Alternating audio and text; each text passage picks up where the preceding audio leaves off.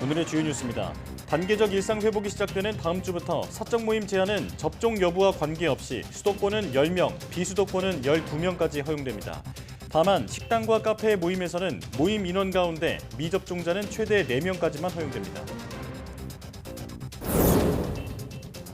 코로나19 확진자와 접촉한 사람의 격리 기간이 현행 14일에서 다음 주부터는 10일로 줄어들고 격리 해제 전 PCR 검사를 진행합니다. 일상 회복에 따른 확진자 급증에 대비한 사회적 충격 완화와 의료 인력 안배를 고려한 것으로 보입니다. 단계적 일상 회복에 맞춰 국내 항공사들도 주요 여행지 운항을 확대하는 모습입니다.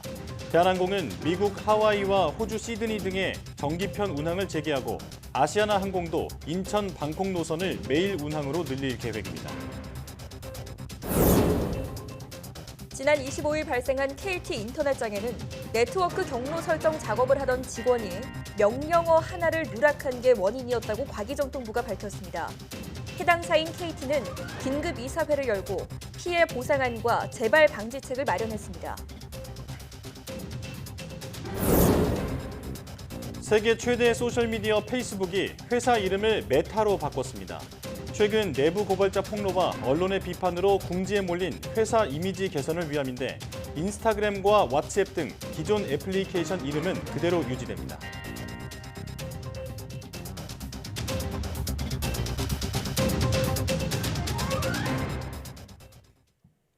여러분 안녕하십니까? 사이언스 투데이 시작합니다.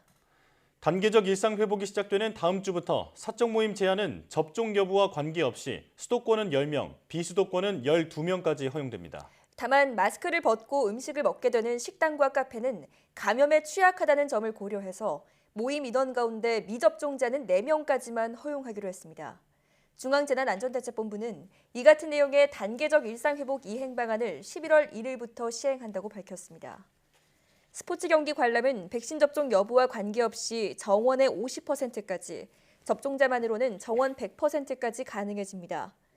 그동안 4단계 때 금지됐던 각종 행사도 미접종자 포함 100명 미만까지 가능해집니다. 접종자와 PCR 검사 음성 확인자만으로 구성하면 1단계에서는 500명 미만까지, 2단계로 전환되면 인원 제한이 없어집니다.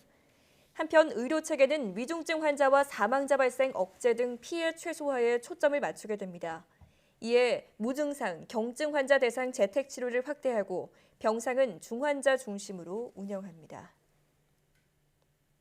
다음 주부터 시작되는 단계적 일상 회복에 따라 유흥시설을 제외한 다중이용시설은 24시간 영업이 가능해집니다.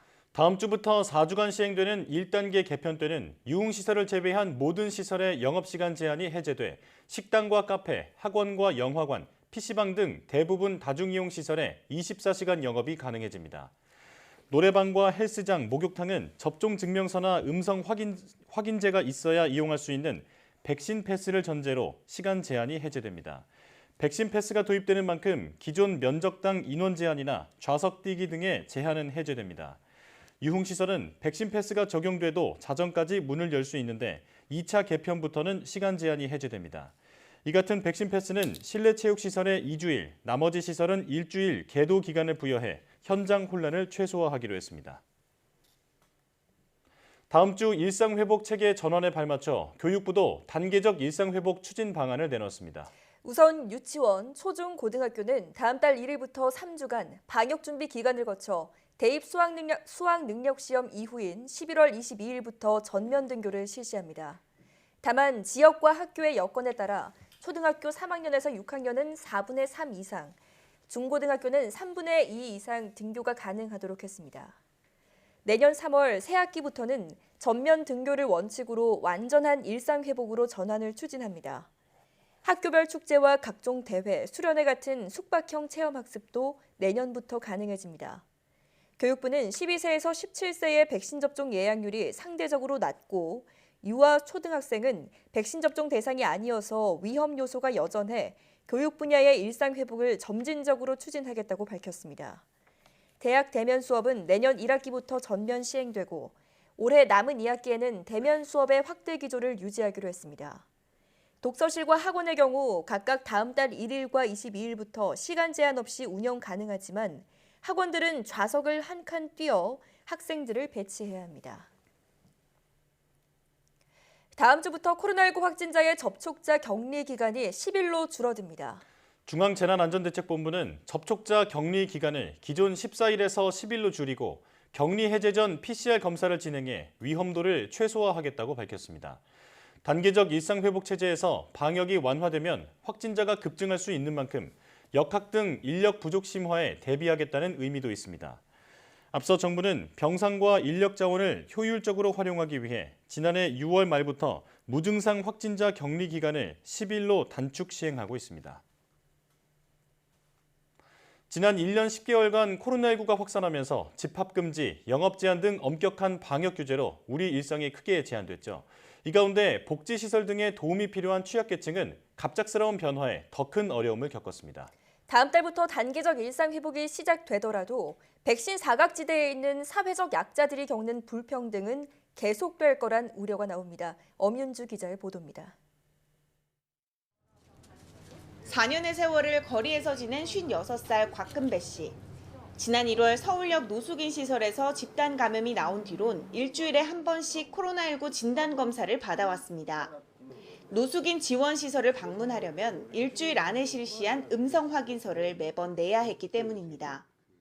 받으러 하니까 자기석에서 자꾸 가면 안 받으면 그 자기석의 사무실에 들어오지 말아 하니까 밖에 나가라고 쫓아내요.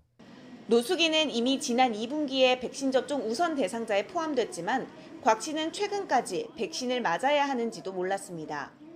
휴대전화도 없고 한글도 모르는 곽 씨에게 누구도 접종 안내를 해주지 않아서입니다. 안 맞았습니다. 몰라가지고. 맞는지 몰라. 길을 모르니까 어디 갈지 모르니까 찾아갔지는 못했죠, 제가. 백신을 맞고 싶어도 건강 문제로 맞지 못한 이들은 다음 주 도입될 이른바 백신 패스가 걱정입니다. 유전에 따른 백신 부작용 우려나 기저질환 등 저마다 이유가 있는데도 미접종자는 무조건 불이익을 주는 차별의 도구로 느껴져 반발도 커지고 있습니다. 점점 이건 강요가 되고 점점 백신 맞은 자와 안 맞은 자를 구분하고 서로를 이제 좀 약간 대립하게 만드는? 인권단체들은 백신 접종률이 낮은 집단이 대부분 사회적 약자들이라는 점을 지적합니다. 결국 접종 완료자에게만 혜택을 주는 방식은 소외계층에 대한 차별을 공식화하는 것일 뿐이라는 겁니다. 정부는 미접종자의 백신 접종률을 끌어올리기 위해서 백신 패스가 필요하다는 입장이지만 결국 백신 패스를 통해서 백신 미접종자에 대한 차별과 불편을 공식화해 접종을 하지 않을 수 없게 만든다는 생각인 것입니다. 어렵게 맞이한 일상회복으로의 단계적 전환. 백신 접종률 상승과 경제 회복을 얘기하기에 앞서 백신 사각지대와 불평등을 해소하기 위한 세심한 지침 마련이 필요해 보입니다. YTN 엄윤주입니다. 방역당국이 단계적 일상회복에 들어갈 경우 코로나19 신규 환자가 최대 4~5천 명까지 늘어날 수 있다고 보고 의료 대응 체계를 구축한다고 밝혔습니다. 중앙사고수습본부는 모든 확진자는 중증도별 필요한 수준의 적정 치료가 이뤄질 수 있도록 관리 체계를 구축한다고 발표했습니다. 중수본은 다음 달 중으로 확진자 10,000명 발생에 대비해 중증병상 1,500개, 중등증 병상 15,000여 개의 확보 방안을 마련할 예정입니다. 지금까지는 모든 확진자를 병원 시설에서 격리 치료했지만 재택 치료 중심으로 전환됩니다. 중수본은 중증 병상 등은 음압시설, 인력 확보 등을 위해 최소 한 달 정도가 걸리기 때문에 병상 가동률이 60에서 70%를 넘는 경우 예비 행정명령, 80%를 넘으면 추가 비상계획으로 전환에 추진할 것이라고 밝혔습니다. 또 중장기적으로는 코로나19 진단과 치료를 지역 의료체계 내에 편입할 예정이라며 외래 진료는 1차 의료 중심으로 하고 입원 치료가 필요한 환자는 종합병원급 이상 의료기관에서 진료할 수 있도록 중증 병상 등을 운영하겠다고 설명했습니다. 먹는 코로나19 치료제 40만 4천 명분이 내년 1분기부터 공급됩니다. 중앙재난안전대책본부는 재택치료 확대에 선제 대응하고 확진자를 조속히 치료할 수 있도록 경구용 치료제 40만 4천 명분을 도입한다고 밝혔습니다. 앞서 지난달 MSD와 20만 명분 사전 구매 계약을 마쳤고 화이자는 이달 7만 명분에 대한 선구매 약관을 체결했다고 설명했습니다. 나머지 물량은 다른 회사의 임상 허가 진행 상황 등을 고려해 선구매 계약을 확정할 방침입니다. 먹는 치료제는 기저질환과 고령 등 고위험 요인이 있는 코로나19 경증, 중등증 환자에게 처방됩니다. 지난 2년 가까이 코로나 현장에서 큰 어려움을 겪은 분들 중에는 우리 의료진을 빼놓을 수 없죠. 시민들의 건강을 지키기 위해 방역 현장에서 땀 흘린 이들을 우리 옛 궁궐이 따뜻하게 안았습니다. 김현우 기자가 보도합니다. 가을을 가득 담은 창경궁. 어둠이 내리자 사람들이 삼삼오오 모여 궁궐로 들어섭니다. 그 시절 임금이 걷던 어로를 시작으로 아늑한 불빛을 따라 걷습니다. 임금이 앉았던 옥좌의 장엄함에 눈을 떼지 못합니다. 궁궐 야경을 둘러보는 이들은 코로나로 지친 의료진들입니다. 코로나와의 공존, 일상 회복을 앞두고 마련된 의료진 치유 프로그램입니다. 아무래도 2년 동안 코로나 때문에 고생을 많이 하신 의료진들이다 보니까 잠시 저희 쪽에 오셔가지고 휴식을 취하는 의미로 보시면 될 것 같습니다. 조선시대 세자가 국왕을 위해 준비한 잔치, 야연도 감상하고 은은한 불빛을 담은 연못 춘당지에선 잠시 걸음을 멈춥니다. 눈에도 담고 오래 간직하기 위해 카메라에도 담습니다. 우리나라 최초의 서양식 식물원 대온실에선 편안함이 극에 달합니다.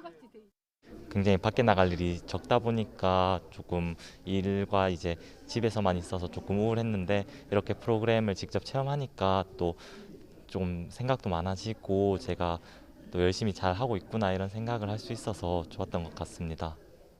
항상 창경궁은 지나다니면서 보기만 했는데 이렇게 들어와 보니까 되게 운치 있고 너무 좋고요. 업무 스트레스도 많이 해소되는 것 같고. 일반인들도 서울 시내 궁별로 야간 관람을 즐길 수 있습니다. YTN 김현우입니다. 다음 달 단계적 일상회복 시행에 맞춰 국내 항공사들도 국제선 운항을 확대할 예정입니다. 대한항공은 다음 달부터 미국 하와이와 호주 시드니, 뉴질랜드 오클랜드 등의 정기편 운항을 다시 시작합니다. 아시아나항공 역시 일주일에 3차례 운항하던 인천 태국 방콕 노선을 다음 달부터 매일 운항으로 늘리고 인천 괌 노선을 새로 취항할 계획입니다. 저비용 항공사도 동남아를 중심으로 국제선 운항을 확대하기로 했습니다. KBO 사무국은 11월 1일 개막하는 프로야구 포스트 시즌의 안전한 진행을 위해 전 경기의 모든 좌석을 코로나19 백신 접종자 구역으로 운영한다고 밝혔습니다. 이에 따라 코로나19 백신 2차 접종 후 2주가 지난 백신 접종 완료자와 48시간 내 유전자 증폭, PCR 검사 음성 확인자, 그리고 18세 이하 야구팬은 포스트 시즌을 직접 관전할 수 있게 됐습니다.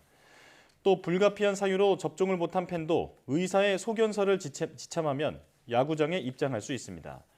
백신 접종을 완료하고 야구장에 입장하는 팬들은 좌석에서 치킨과 맥주를 즐기며 야구를 관전할 수 있지만 한국 시리즈 전 경기를 치르는 실내 경기장 고척돔에서의 취식은 불가능합니다.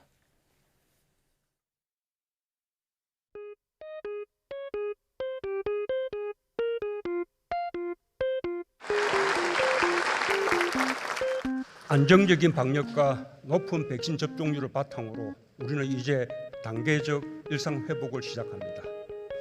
국민의 평범한 일상이 회복되고 위축되었던 국민의 삶에 활력을 되찾을 것입니다. 소중한 일상과 일터를 지키기 위해 개인 방역 수칙을 더 철저하게 지켜주십시오. 사실 저희는 어제 영업을 하면서 손님을 한 팀도 받지 못했어요. 네, 못했고 정말 이게 믿기지가 않더라고요. 점점 좋아질 거라는 기대감은 확실히 갖고 있죠. 요즘 또 피부로 또 많이 느끼고 있습니다. 이런 규제가 조금씩 풀리면서 좀 많이 좀 늘어나지 않을까 손님들이.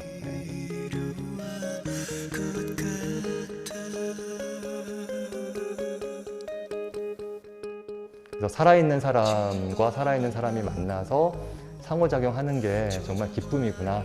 그리고 아이들을 자주 관찰할 수 있으니까 또 아이들에 대한 애정도 좀 생기는 것 같고 직접 보면서 서로의 고마움을 느끼면서 더 많이 대화하면서 진정한 배움의 즐거움을 찾았으면 좋겠습니다. 우리가 치료제가 아직은 완전히 나오지 않았기 때문에 그 불안감은 분명히 있다고 생각합니다. 다만 우리가 그동안 많이 성공적으로 해왔던 방역 지침, 마스크나 거리 두기를 잘 지켜준다면 지금처럼 모든 일상에 제한을 받는 그런 상황은 저는 내년에는 벗어날 수 있다고 생각을 합니다.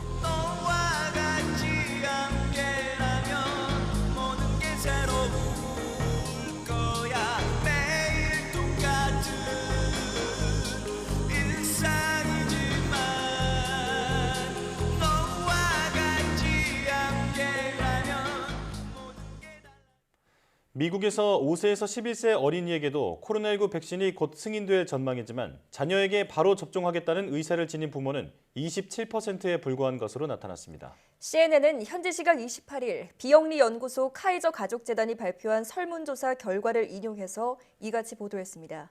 나머지 대다수 부모는 자녀에게 백신을 당장 접종하지는 않겠다는 입장을 보였습니다. 안전성에 대한 우려가 컸는데 76%가량이 매우 또는 어느 정도 장기적인 부작용에 대해 걱정된다고 말했고 71%는 심각한 부작용이 우려된다고 답했습니다. 특히 66%는 아이들의 미래 출산 능력에 끼칠 영향이 걱정스럽다고 밝혔는데 이는 올해 1월 설문조사 때 3%에 그쳤던 것과 비교해 대폭 높아진 것입니다. 이에 대해 미국 질병통제예방센터 CDC는 어떤 코로나19 백신도 출산 문제를 일으킨다는 증거는 없다고 밝혔습니다. 러시아의 코로나19 하루 확진자가 연일 최고치를 기록하는 가운데 수도 모스크바가 비필수 업종 상점의 문을 모두 닫는 부분 봉쇄에 들어갔습니다. 시민들의 이동을 줄여 코로나 확산세를 꺾겠다는 건데 백신 접종률이 워낙 낮아서 다음 달 7일까지 이어지는 봉쇄령이 효과를 내기에는 한계가 있어 보입니다. 이동헌 기자의 보도입니다. 모스크바 시내가 평소보다 한가한 모습입니다. 현지 시각 28일 식료품점과 약국 등 필수 업종을 제외한 모든 상점과 학교의 문을 닫는 부분 봉쇄에 들어갔습니다. 오는 30일부터 다음 달 7일까지 러시아 전역에서 직장 문을 닫는 강제 휴무령에 앞서 모스크바시가 서둘러 봉쇄에 나선 것입니다. 최근 코로나19 확산세가 거세기 때문인데 28일 러시아의 하루 신규 확진자는 4만 명을 넘어섰고 사망자도 1,159명에 이르며 또다시 최고치를 경신했습니다. Средний возраст пациентов, поступающих к нам на лечение, 44-45 лет. Болеют достаточно агрессивно, с выраженной одышкой, с выраженной интоксикацией. 하지만 경제에 미칠 영향을 우려해 봉쇄 기간 사람들이 집에만 머물도록 하지 않아 효과는 제한적일 수밖에 없습니다. 지하철엔 여전히 사람이 넘쳐나고 직장이 문을 닫는 동안 여행을 떠나겠다는 사람이 늘고 있습니다. 게다가 백신에 대한 불신 탓에 32%에 불과한 백신 접종률은 큰 걸림돌이 되고 있습니다. Лично мне нет. Почему? Ничего это не даст, может быть, немножко замедлит, но по факту, пока не будет коллективного иммунитета, все это ерунда. Я в это не верю. 러시아 정부는 현재 상황에선 모든 사람에 대한 백신 접종 의무화를 고려하지 않고 있다고 밝혔습니다. 하지만 백신 접종률을 획기적으로 높이지 않을 경우 23만 5천 명에 이르는 러시아의 누적 사망자가 40만 명을 넘어설 수 있다는 암울한 전망이 나오고 있습니다. YTN 이동원입니다.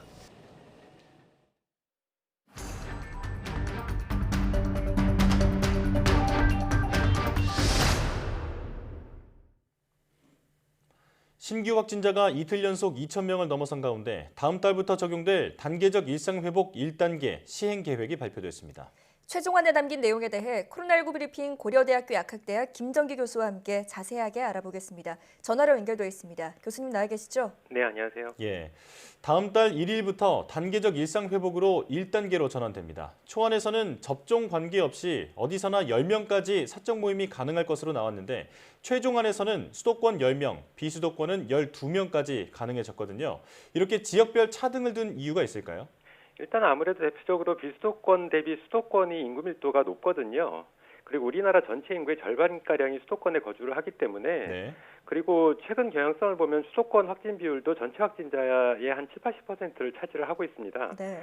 그렇다 보니까 비수도권보다는 수도권의 위험도가 상대적으로 높다라고 평가를 한 거고 예. 그렇기 때문에 일정 부분 비수도권에 대해서는 어떤 그 인원 제한 범위를 보다 더 완화했다. 그래서 차등을 두었다. 이렇게 보시면 될 것 같습니다. 예.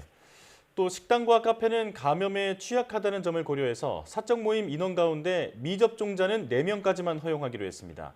이 부분은 마지막까지 미접종자 비율을 놓고 이견이 있었다고 하는데 미접종자 4명까지는 함께 있어도 괜찮을까요?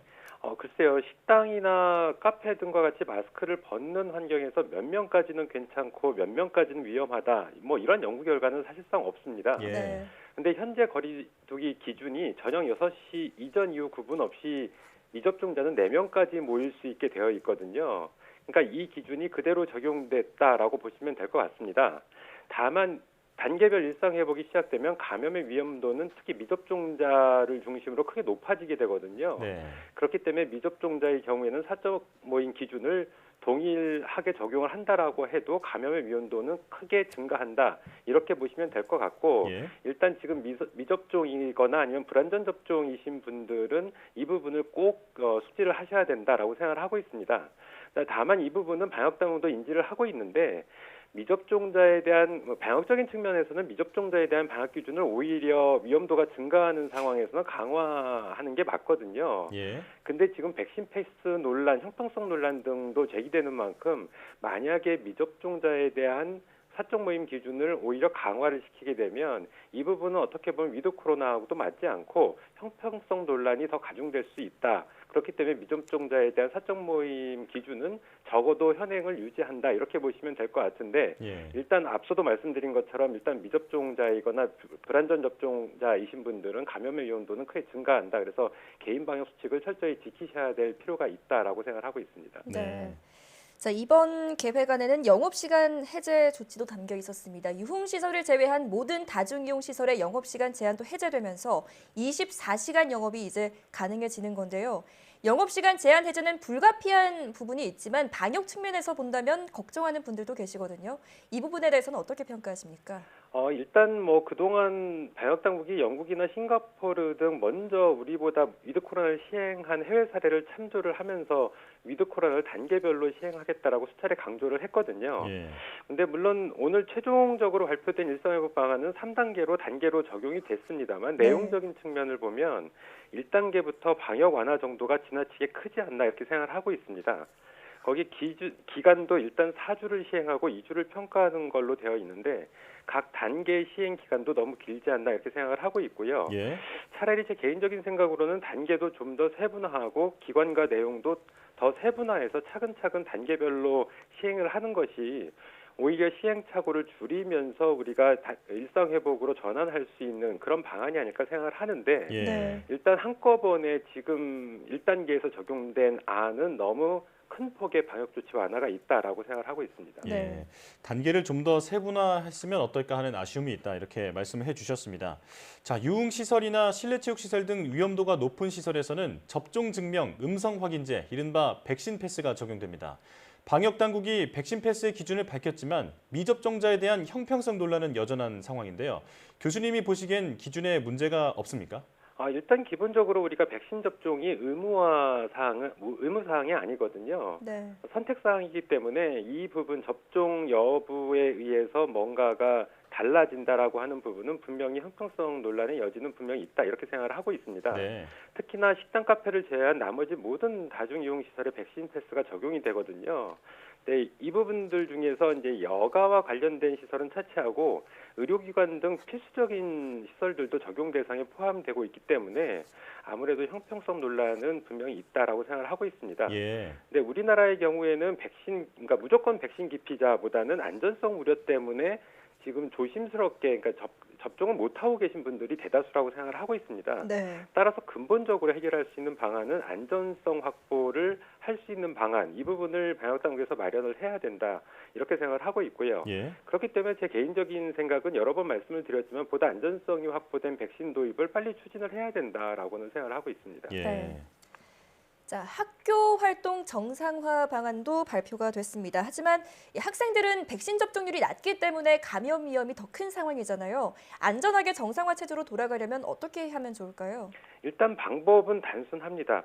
백신 접종률을 높여서 집단 면역을 형성하던가 아니면 지금처럼 위드 코로나로 전환하게 되면 사회 전반에 걸쳐서 감염의 위험도가 증가하기 때문에 적어도 학교 내에서는 대다수가 미접종 상태이다 보니까 방역 강도를 강화하는 방법밖에 없다. 이렇게는 보고 있습니다. 그런데 지금 교육부에서 준비하고 있는 안에서는 위드 코로나 방안의 일환으로서 등교 수업 확대 적용을 검토를 하고 있거든요. 그렇다 보니까 위험도는 높아진데 오히려 방역 강도도 완화된다 이렇게 보시면 될 것 같고 그렇기 때문에 앞으로 11월, 12월이 접어들게 되면 학교 내에서의 집단 감염 우려는 상당히 높아진다 이렇게 생각을 하고 있습니다. 그래서 이 부분은 상당히 교육부에서 고민을 방역 당국과 함께 해봐야 된다라고 생각을 하고 있습니다. 네, 위험이 크기 때문에 방역 완화가 아니라 강화를 해야 하는 것 아니냐라는 입장을 밝혀주셨습니다. 자, 소아청소년의 경우 부모의 동의가 없으면 접종이 어려운데 미국에서는 5세에서 11세 자녀에게 백신 접종을 동의하는 부모가 27%에 불과했습니다. 아무래도 소아청소년의 접종률은 낮을 수밖에 없는 걸까요? 일단 기본적으로 안전성 문제가 가장 이슈화된 부분이 있습니다. 물론 이 부분은 성인들도 마찬가지이긴 한데요. 일단 우리나라 사례를 보면 지난번에 16세에서 17세에 대한 백신 접종 예약을 진행을 했는데 당초 예상보다는 예상과 달리 60%를 넘기면서 그래도 생각보다는 많은 학생들이 접종을 희망했다라고 평가를 받고 있거든요. 반면에 12세에서 15세에 대한 접종 예약률은 이보다 크게 낮아서 20%대를 보이고 있습니다. 이 부분은 실제로 12세부터 17세까지는 모두 성인과 동일한 용량을 적용하기 때문에 12세에서 15세는 그러니까 16에서 17세는 신체적인 조건이 거의 성인하고 유사하지만 반대로 12세에서 15세는 성인보다 굉장히 왜소하거든요. 그래서 동일한 용량을 접종을 했을 때는 이상 반응의 우려가 더 커진다 이렇게는 보고 있습니다. 같은 기준으로 볼 때 5세에서 11세 이 부분은 성인 용량의 3분의 1만 적용하는 임상시험 결과가 지금 심사를 받고는 있습니다만 실제로 이 연령대에 대해서는 상대적으로 굉장히 신체적인 조건이 열악하기 때문에 적은 용량을 씀에도 불구하고 안전성 우려는 여전히 있다 이렇게는 보고 있습니다. 그래서 향후에 임상시험 단계가 아니라 실제로 일반에 적용했을 때 안전성 이슈가 어떻게 될지는 좀 더 모니터링을 해봐야 되고 이 결과에 따라서 아무래도 향후에 접종률이 높아지거나 아니면 지금처럼 저조하거나 이런 부분들이 결정이 되지 않을까 이렇게 생각을 하고 있습니다. 자, 그런가 하면 대한의사협회가 단계적 일상 회복으로 전환되면 하루에 확진자가 2만 명까지 치솟을 수 있다고 전망했습니다. 우선 이 의견에 어떻게 보시는지 궁금하고요. 그리고 만약 이런 상황이 되면 우리 의료 체계가 감당할 수 있을지도 궁금합니다. 일단 지금 대한의사협회에서 하루 2만 명 확진자가 나올 수 있다라고 전망을 하는데 저도 그 의견에는 동의를 하고 있습니다. 일단 대표적으로 우리가 참조하는 나라가 싱가포르거든요. 여러 가지 면에서 우리나라와 상당히 유사한데 일단 싱가포르 같은 경우에는 인구 밀도가 서울의 절반 정도 되고요. 그리고 인구 같은 경우에도 절반 정도 됩니다. 그러니까 상대적으로 보면 서울 같은 경우에 싱가포르 대비 4배 정도의 위험도가 있다라고 생각을 할 수가 있거든요. 근데 싱가포르가 단계별 일상회복으로 전환을 하면서 최근에 하루 신규 확진자가 4,5천 명 수준이 나옵니다. 이렇게 되면 향후에 11월, 12월이 되면 우리나라도 아무래도 싱가포르에서의 지금 확진자 규모로 계산을 해볼 때 적어도 서울에서 1만 명 이상이 나올 수가 있거든요. 그리고 수도권 전체로 보면 2만 명이 넘을 수 있다. 그리고 전체 비수도권까지 합산을 하면 최악의 경우에는 3만 명 이상도 나올 수 있다 이렇게 보고 있습니다. 여기에 최대 변수는 계절적인 요인이 분명히 있다. 그러니까 11월 중순이 넘어가서 12월로 접어들게 되면 기온이 낮아지기 때문에 바이러스 활성은 훨씬 더 높아지기 때문에 지금 우리가 생각하는 1만 명, 2만 명, 3만 명 이 수준까지도 도달할 가능성이 충분히 있다 이렇게는 보고 있습니다. 자, 단계적 일상 회복에 들어가더라도 감염 상황이 심각해진다면 일종의 서킷 브레이크처럼 비상 계획을 실행하기로 했습니다. 상황이 악화되면 모든 상황을 가동을 중단하겠다는 건데요. 기준을 살펴보니까 중환자실 병상 가동률이 75%가 넘거나 또 주간 이동 평균이 70% 이상이 될 경우입니다. 이 기준점에 대해서는 어떻게 보십니까? 일단 지금 최종안에 발표된 이 서킷 브레이커의 기준점은 제가 보기에는 마지노선이다 이렇게는 보고 있습니다. 네. 가령 예를 들면 중환자 병상 가동률이 75%에 도달을 하게 되면 그로부터 수일 내에 거의 병상 가동이 포화 상태에 이를 수 있다 이렇게 보고 있습니다. 예. 그렇기 때문에 75%는 어떻게 보면 서킷 브레이커를 작용할 수 있는 어떤 마지노선이다 이렇게는 보고 있고요. 이러한 부분들에 대한 보완책으로 실제로 방역당국에서는 예비 경보에 대한 방안도 검토를 하고 있거든요. 그래서 향후에 신규 확진자 규모 그리고 이로부터 일정 비율이 위중증 환자가 나오기 있기 때문에 지금 현재로서는 한 2% 수준이거든요. 그렇기 때문에 향후에도 지금처럼 매일 신규 확진자 규모를 철저히 모니터링을 할 필요가 있고 이에 따른 위중증 환자 발생 비율도 함께 서로 비교를 하면서 예측을 충분히 해야 된다. 그래서 75%에 도달했을 때 서킷 브레이커를 발동을 하게 되면 경우에 따라서는 좀 늦을 수도 있다 이렇게는 보고 있습니다. 네. 자, 최악의 상황까지 대비한 빈틈없는 대응 체계가 마련돼야겠습니다. 지금까지 고려대학교 약학대학 김정규 교수와 함께했습니다. 교수님 고맙습니다. 네, 감사합니다.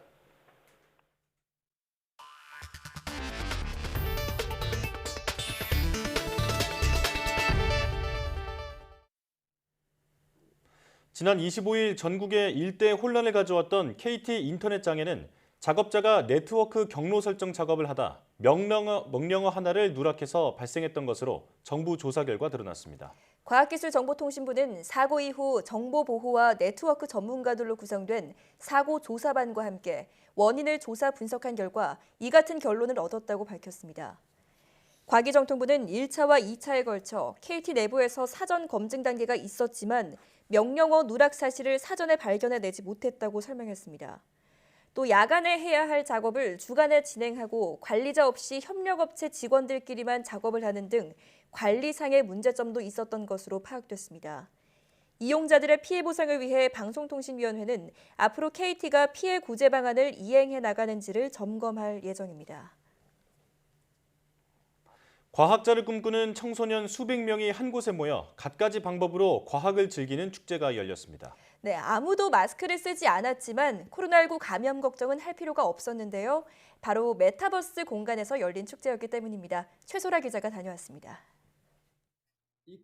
광활한 우주를 떠다니는 우주선수. 수백 명의 청소년이 아바타가 되어 모였습니다. 자유롭게 움직이며 강연을 듣고 강연자와 직접 소통하기도 합니다. 존경하시는 과학자가 있으신가요? 저는 아인슈타인도 그 순수 과학에 대한 그 부분을 굉장히 존중하고 또 존경하고 또 파스텔을 가상의 세계 메타버스에서 열린 미래 과학자들의 축제 2021 청소년 과학페어입니다.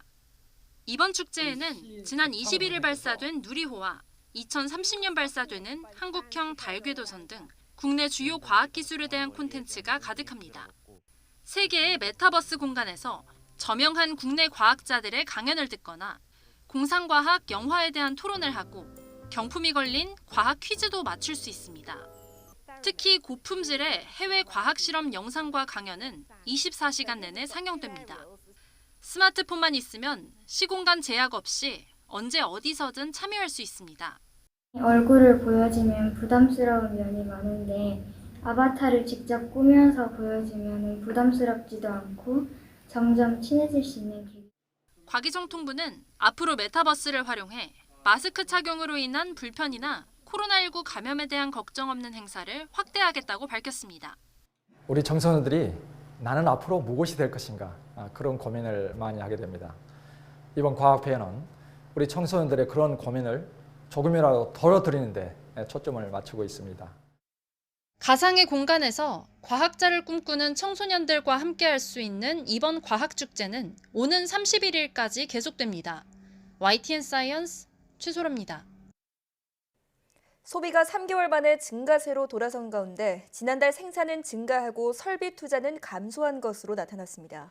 통계청이 발표한 지난달 산업활동 동향에 따르면 전 산업 생산은 광공업이 0.8% 감소했지만 서비스업 생산이 1.3% 늘며 전월 대비 1.3% 증가했습니다. 산업 생산은 3개월 만에 플러스로 돌아섰습니다. 9월 소매 판매는 백신 접종 확대와 사회적 거리 두기 완화 등의 영향으로 화장품 등 비내구재와 의복 등 준내구재 판매가 늘며 전월 대비 2.5% 증가했습니다. 반면 설비 투자는 자동차 등 운송 장비와 기계류 투자가 줄며 1% 감소했습니다. 설비 투자는 2달 연속 감소했습니다. 코로나19 백신 접종률이 높아지면서 서비스업의 체감 경기도 개선된 것으로 나타났습니다. 한국은행이 발표한 기업 경기 실사지수 BSI 조사 결과를 보면 이번 달 모든 산업의 업황 실적 BSI는 86으로 한 달 전보다 2포인트 올랐습니다. BSI는 현재 경영 상황에 대한 기업가의 판단을 수치화한 통계로 100을 밑돌면 부정적인 응답이 더 많다는 뜻입니다. 서비스업 등 비제조업 업황 BSI는 5포인트 급등하면서 3년 5개월 만에 최고 수준을 기록했습니다. 반면 제조업 업황 BSI는 세계적인 공급 병목 현상 등의 영향으로 지난달과 같은 90에 머물렀습니다. 세계 최대 소셜미디어 회사인 페이스북이 회사 이름을 메타로 변경하고 메타버스 시대의 주인공이 되겠다고 선포했습니다. 이번에 이렇게 사명을 변경한 것은 페이스북이 10대들의 정신건강에 해를 끼쳤다는 내부 고발자의 폭로로 각계에서 비판을 받는 가운데 나온 것이어서 비판 여론을 희석하기 위한 시도로도 해석됩니다. 김진호 기자가 취재했습니다. 내부 고발자의 폭로와 뒤이은 정치권과 언론의 비판 공세로 궁지에 몰린 페이스북이 회사 이름을 메타로 바꾸고 대대적인 이미지 변신에 나섰습니다. To reflect who we are and what we hope to build, I am proud to announce that starting today, our company is now Meta. Our mission remains the same. It's still about bringing people together. 저커버그 CEO는 가상 공간에서 펜싱을 하고 여러 개의 다른 디지털 공간을 오가며 멀리 떨어진 친구, 가족과 얘기하는 자신의 디지털 아바타를 시연해 보이며 메타버스를 설명했습니다. 1992년 스노우 크래시라는 디스토피아 소설에서 처음 등장한 메타버스라는 개념은 최근 현실 세계와 융합된 3차원 가상 세계를 뜻하는 것으로 진화했습니다.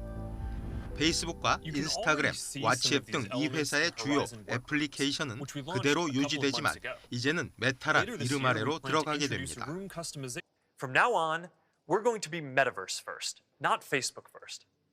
That means that over time you won't need to use Facebook to use our other services. 저커버그 CEO는 메타버스를 적용할 만한 영역으로 비디오 게임과 피트니스, 업무 등을 들었습니다. 다만 메타버스의 창조에는 여러 IT 기업의 작업과 새로운 형태의 관리 체제가 필요하며 금세 오지는 않을 것이라고 덧붙였습니다. 메타버스가 차세대 주요 소셜 플랫폼이며 향후 10여 년에 걸쳐 이를 만들어간다는 것입니다. 하지만 이번 사명 변경은 또 페이스북이 증오 발언과 허위 정보, 극단주의적 사상을 유포하고 10대들의 정신건강에 해를 끼쳤다는 내부 고발자의 폭로로 불거진 비판 여론과 거리를 두려는 시도로도 해석됩니다. YTN 김진호입니다. 애플이 올해 3분기 지난해 같은 기간보다 29% 늘어난 834억 달러, 97조 원의 매출을 기록했지만 시장 전망치였던 850억 달러에는 미치지 못했다고 미국 월스트리트 저널이 보도했습니다. 팀쿡 최고 경영자는 아이폰 생산이 1년 전보다 47% 늘었지만 세계적인 반도체 공급 부족으로 당초 목표보다는 7조 원가량 줄었다고 밝혔습니다. 애플의 매출액이 시장 기대치를 밑돈 것은 2017년 5월 이후 4년 만이라고 미국 CNBC는 보도했습니다. 다만 애플의 3분기 순이익은 지난해 같은 기간보다 62% 증가한 206억 달러, 24조 원으로 시장 기대치와 같은 수준을 기록했습니다. 이탈리아 로마에서 현지 시간 30일과 31일 정상회의를 갖게 될 주요 20개국 G20 정상들이 기후변화 대응과 관련한 일부 쟁점에서 합의 또는 의견 접근을 이룬 것으로 알려졌습니다. 로이터 통신이 보도한 공동 성명 초안에 따르면 정상들은 기후재앙을 막으려면 산업화 이전 대비 지구의 평균 기온 상승을 1.5도 이내로 억제해야 한다는 데 인식을 같이 했습니다. 이를 위해 2030년까지 글로벌 메탄 배출량을 2020년 대비 최소 30% 이상 감축하는 한편 2025년까지 비효율적인 화석연료 보조금을 단계적으로 철폐하기로 했습니다. 아울러 내년 말까지 새로 건설될 석탄 발전소에 대한 글로벌 금융 지원을 중단한다는 내용도 공동 성명 초안에 담긴 것으로 전해졌습니다. 정상들은 이 밖에 개발도상국의 기후변화 대응을 돕고자 연간 1,000억 달러, 117조 원 가량을 지원하기로 한 과거 합의를 이행하겠다는 점도 재확인했습니다. 기후변화 이슈는 이번 G20 정상회의의 핵심 의제 가운데 하나로 꼽힙니다.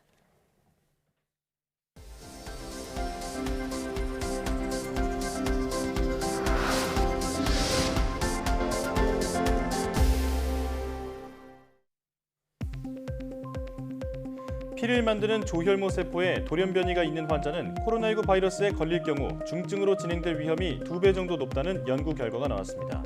서울대병원 연구팀은 클론성 조혈증을 앓으면서 코로나19에 감염된 환자 525명을 분석한 결과 조혈모 세포에 돌연변이가 있는 환자의 코로나19 중증 위험도가 최대 2.01배 높은 것으로 나타났다고 밝혔습니다. 연구진은 이번 연구 결과를 통해 클론성 조혈증을 코로나19 중증 진행 예측 지표로도 활용할 수 있다고 설명했습니다. 국내 연구진이 휘어지는 투명 초방막 메모리 소재를 개발했습니다. 키스트 손동희 박사팀은 절연 특성이 있는 샌드위치 구조의 2차원 나노 소재 사이에 분말 형태의 0차원 양자점을 적층해 휘어지면서도 투명한 메모리 소재를 만들었다고 밝혔습니다. 연구진이 개발한 소재는 80% 이상 투명도를 유지했으며 휘어졌을 때도 메모리 기능을 잃지 않아 차세대 웨어러블 기기에 사용될 것으로 기대됩니다. 카이스트가 수평적인 행정 문화를 만들기 위해 다음 달부터 거꾸로 행정위원회를 출범하고 거꾸로 멘토링도 한다고 밝혔습니다. 거꾸로 행정위원회는 일반 50%, 선임급 20%, 책임급 20%의 비율로 구성하며 위원장 역시 MZ세대가 맡을 예정입니다. 또 선배가 후배를 가르치는 멘토링이 아닌 후배 직원이 처장과 부장 등 선배 보직자의 멘토가 되는 거꾸로 멘토링도 시행합니다. 후배 멘토들은 멘티와 함께 한 달에 한두 차례 정기적으로 교류하며 MZ세대의 여가 생활과 문화 등을 비롯해 SNS 활용법과 메타버스 등 IT 기술을 공유하게 됩니다.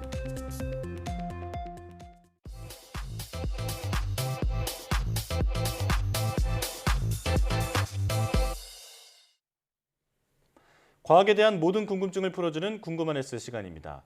독이라는 한자를 사전에서 찾아보면 작은 양으로 병을 고친다라는 뜻이 있는데요. 네, 그만큼 독과 약은 한 끗 차이로 결과가 다르게 나타납니다. 사람을 해하기도 또 반대로 살리기도 하는 독의 세계를 지금 바로 화면으로 만나보시죠.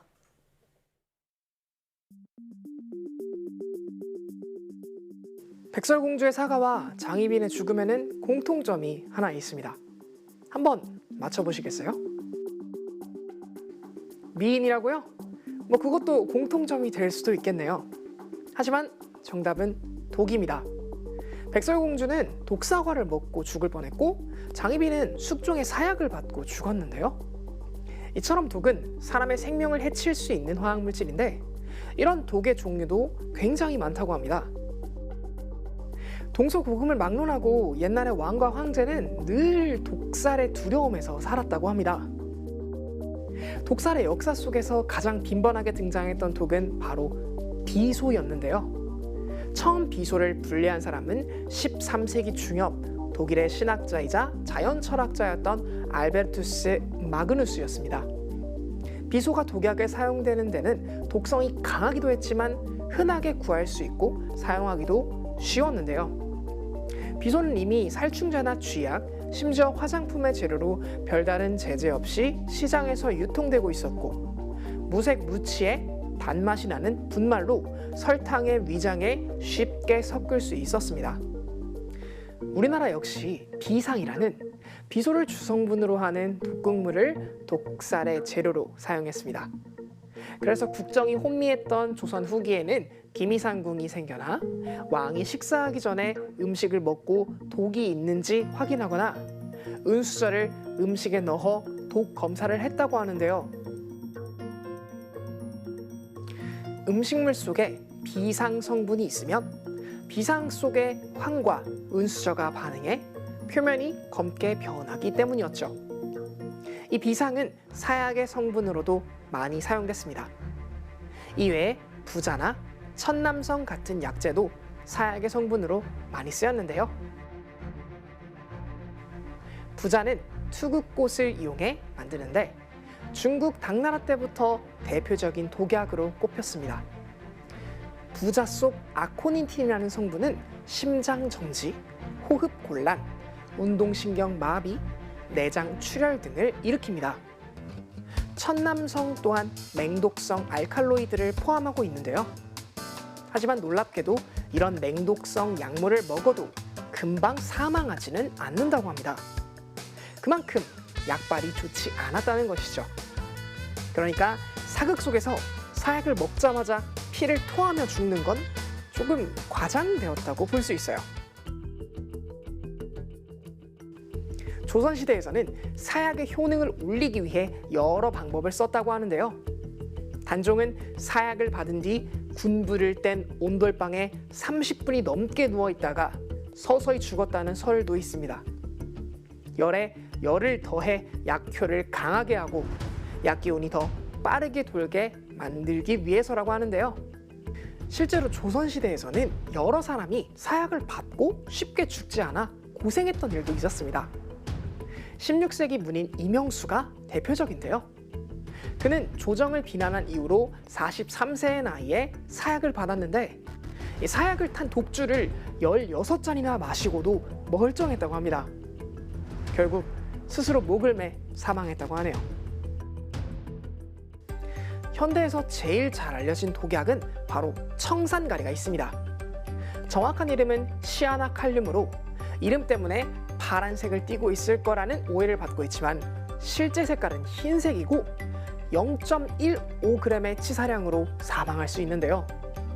이 시아나칼륨이 체내로 들어오게 되면 산소 운반 기능을 마비시켜 사망에 이르게 합니다. 제2차 세계대전 당시 독일군의 암호를 풀어낸 앨런 튜링은 동성애자라는 이유로 재판에 회부돼 여성 호르몬 강제 투여 명령을 받았는데요. 이후 그는 시아나칼륨이 들어간 사과를 먹고 스스로 생을 마감했습니다. 그런가 하면 지난 2014년 버락 오바마 미국 전 대통령에게 온 편지에서 독성 물질이 검출되기도 했는데요. 바로 리신입니다. 리신은 피마자 씨에서 추출되는 독성의 단백질인데요.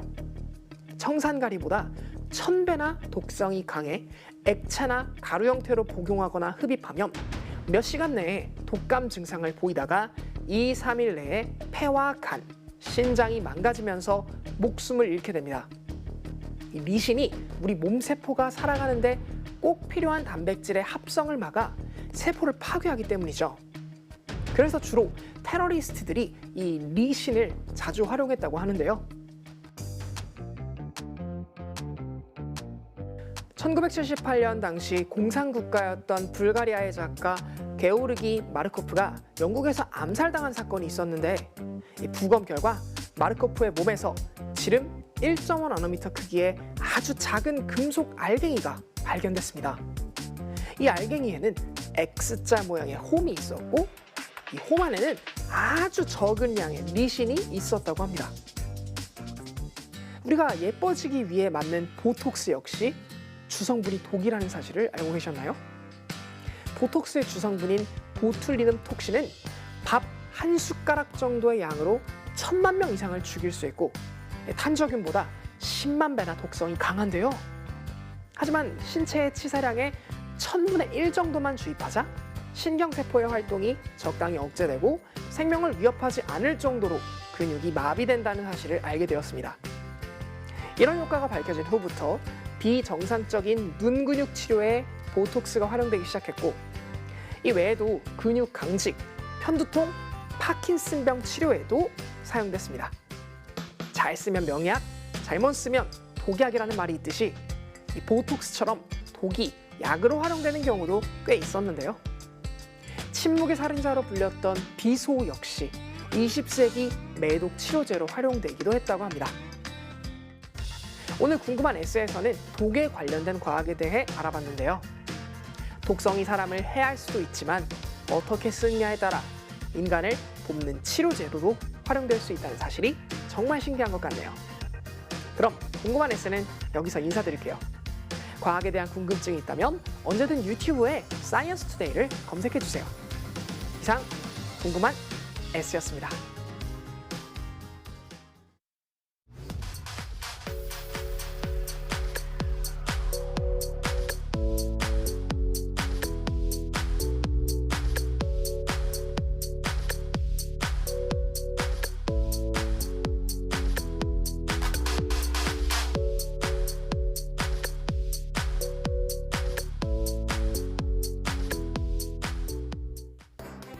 다음 주부터 한 달간 적용될 단계적 일상회복 1단계 시행 계획이 공개됐습니다. 사적 모임 인원수가 크게 완화되고 백신 패스 도입, 치료체계 전환 등 소중했던 일상으로 한 걸음 더 다가서게 된 건데요. 하지만 전환 이후 확진자 급증 가능성도 큽니다. 최소한의 필수 방역 수칙을 철저하게 지키면서 안전하게 일상을 되찾을 수 있도록 힘을 모아주시기 바랍니다. 사이언스 투데이 마칩니다. 함께해 주신 여러분 고맙습니다.